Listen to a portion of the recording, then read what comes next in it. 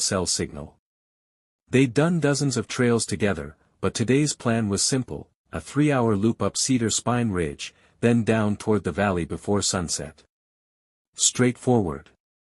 Familiar. Predictable.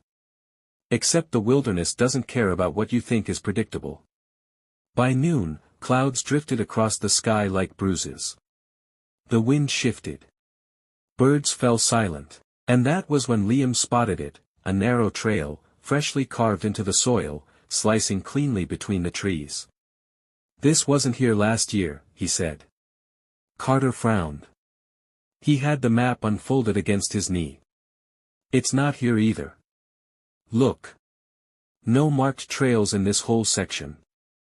Nothing but dense forest. But the path looked clear. Too clear. Like someone had walked it just minutes earlier. The trees leaned in over it, their branches bending as if they were trying to hide something. But the soil, dark, soft, perfectly pressed, almost invited them. They exchanged a look. Hiker's curiosity is a dangerous thing. "Let's just follow it for 10 minutes, Liam said. They stepped onto the path. Behind them, the forest creaked. At first, the trail seemed harmless, gentle curves, soft moss, the smell of pine thick in the air. But after 20 minutes, Carter noticed something unsettling. He turned around. "Hey. Liam. Did this bend like this before?" The trail behind them zigzagged in a snaking S-shape, slithering between the trees like a living thing. But they had walked a straight line. "We came from there, right?" Liam said. But there no longer looked familiar. The plants were different. The ground was different. The lighting, different. As if the forest had rearranged itself while they weren't looking. They kept moving, unease crawling up their spines. 30 minutes later, Carter checked the GPS. "We're drifting," he said. "The line keeps curving. The trail is bending us east." They stopped. Listened. Wind brushed through the leaves, then stopped. Dead. Silent. A sound followed. Like chalk dragging across a board. Slow. Deliberate. Drawn. Liam's throat tightened. What the hell was that? Carter swallowed. It sounded like someone sketching on something. The noise came again.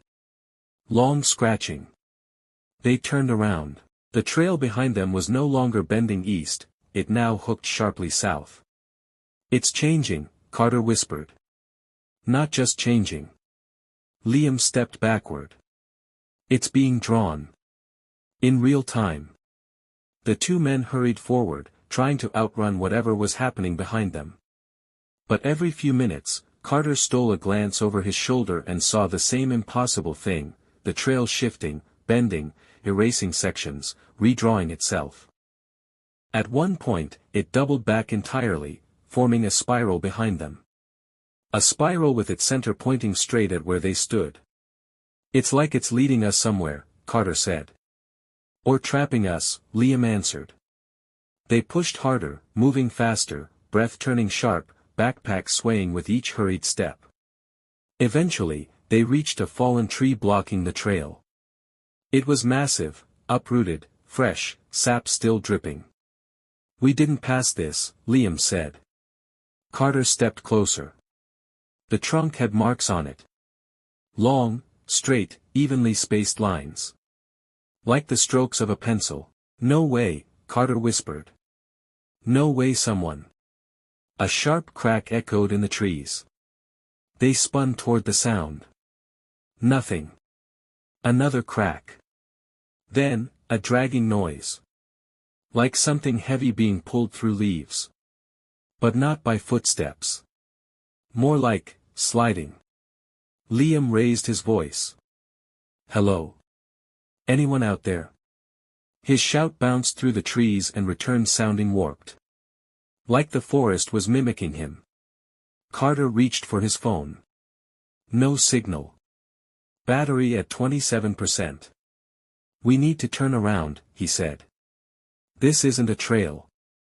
It's... He stopped. Because behind them, the trail was now completely straight. Perfectly straight. Leading deep into the forest like a razor cut. It wasn't straight a second ago, Carter whispered. Then don't turn around again, Liam said. Just move. But the forest moved with them. As the sun dipped behind the ridge, the shadows grew long and thin, stretching over their boots like black fingers. The hikers kept moving, but their pace slowed. Fear made their legs heavy. The scratching sound returned. Louder. Closer. This time it was accompanied by a low, rhythmic breath. Carter stopped. It's behind us. Liam didn't want to look. Every instinct told him not to. But he turned. And froze. At the far end of the trail stood a figure. Tall. Thin. Bent slightly forward. Its hands, long, jointed, too many knuckles, dragged something across the soil. A long wooden stick. It wasn't walking. It was drawing. Drawing the trail. Every drag of the stick pulled the path forward. Toward them. Carter whispered, "Run." But the trail ahead of them suddenly jerked left. Then right. Then into a swirl. The path coiled like a snake, cutting off every escape. They ran anyway, tearing off the trail into the woods, crashing through brush, branches whipping their faces. But the forest was wrong. Every direction led them back to the same open patch of ground. The trail's newest section was forming a perfect circle around them. A pen drawing a closing loop. The figure's breath grew louder. Closer. Carter screamed, "Liam, it's almost done." The circle closed. And the forest went black. Liam woke to dusk. Carter was gone. The woods hummed with a low, vibrating tone, like the sound you hear when a microphone is pressed too close to an amplifier. The trail, now glowing faintly in the dim light, stretched ahead. Perfect. Straight. He stumbled forward, calling for his friend. His voice felt swallowed by the trees. Minutes, or hours, passed. Then Liam found something. A boot. Carter's boot. Inside it, a strip of paper. Folded. He opened it with shaking hands. It was a map. A hand-drawn sketch. The lines sharp and fresh. It showed the trail. The same trail they had walked, but on the bottom, scribbled in frantic, jagged writing, "Don't follow the line." The scratching noise erupted behind him. The figure was coming. Fast. Liam ran. Branches tore at his arms. The forest blurred. But no matter where he went, the trail bled through the trees, reappearing under his feet, guiding him, trapping him. The map's ink smeared in his sweat. But one part stayed clear. A circle. The same circle they had been trapped in. And at the center, a single mark. A black dot. Him. Liam burst into a clearing, the same clearing. The sky above was gone. Replaced by a pale, blank white, like paper. The trees. Dark lines. Drawn. Shifting. Breathing. The ground beneath him pulsed with every stroke of the unseen pencil. The figure stood at the edge of the clearing. Now closer. Its face, smooth, like wet clay, tilted at an unnatural angle. Its voice, when it finally spoke, sounded like graphite scratching paper, "Stay still, while I finish you." Liam tried to move, but the ground pinned him. His feet sank into the soil like ink soaking into a page. The creature raised its long wooden drawing stick. And began tracing something into the dirt. A shape. A human outline. His outline. With every stroke, Liam felt his limbs stiffen. His breath shorten. His vision blur. He wasn't being chased. He was being drawn. And once the sketch was complete, it whispered, he would exist only on the trail. Forever. The final stroke was inches from his feet. Liam screamed. The forest folded inward. Darkness swallowed him whole.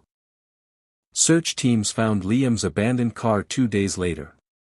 They never found the trail. They never found the clearing. They never found Carter. But park rangers sometimes hear something at dusk, a faint scratching sound drifting between the trees. Hikers report finding thin, hand-drawn maps stuffed under rocks. Each one shows a single trail. A trail that wasn't on any map. With a note scrawled at the bottom. Don't follow the line. And occasionally, someone claims that deep in the forest, they saw a tall figure hunched over the soil, dragging a long wooden stick. Drawing. Always drawing. If this story left you uneasy, like the video and subscribe for more stories that feel a little too real. Comment below your theory: was the trail alive, or was someone, or something, creating it? Search teams found Liam's abandoned car 2 days later. They never found the trail. They never found the clearing. They never found Carter. But park rangers sometimes hear something at dusk, a faint scratching sound drifting between the trees. Hikers report finding thin, hand-drawn maps stuffed under rocks. Each one shows a single trail. A trail that wasn't on any map. With a note scrawled at the bottom. Don't follow the line. And occasionally, someone claims that deep in the forest, they saw a tall figure hunched over the soil, dragging a long wooden stick. Drawing. Always drawing. If this story left you uneasy, like the video and subscribe for more stories that feel a little too real. Comment below your theory: was the trail alive, or was someone, or something, creating it?